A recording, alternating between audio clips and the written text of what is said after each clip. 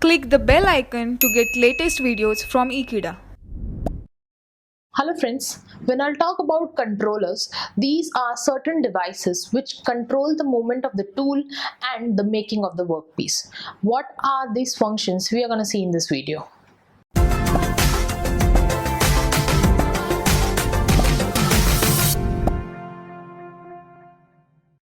So controller consists of these all functions, like you need to control the input and the output. You need to control the RAM and the ROM, which are meant to control the part programming as well as your machining. Secondly, you need to control your microprocessor as well as your tool and your feedback system. So this is a short description of all the controllers which are used in any of your microcontroller or in any of your part programming. So firstly, I'll talk about each and every part. So first part is input and the output controller. In a system, you can see that in a computer system, the output is your screen and the input is your keyboard. So you give the input which is being flashed on the output screen. So in a controller, how it works, the feed is given from your input system and it is controlled from the output system.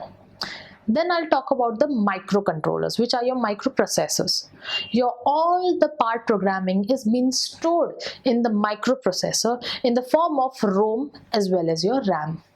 So ROM controls your feeding mechanism of a tool. The RAM controls your part programming. Both are a part of your microprocessor. Then comes your feedback system.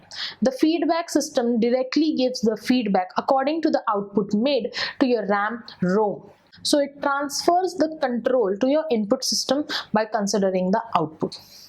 Also, the last unit is your tool, which works on your input which is being provided by your input system.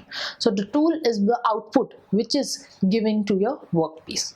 So in this way, on a wholesome, I can say that the tool is being controlled by the input system which is stored in the microcontroller in the form of ROM and RAM, as well as you have a feedback system which gives the feedback to your input system by considering the output which is your workpiece.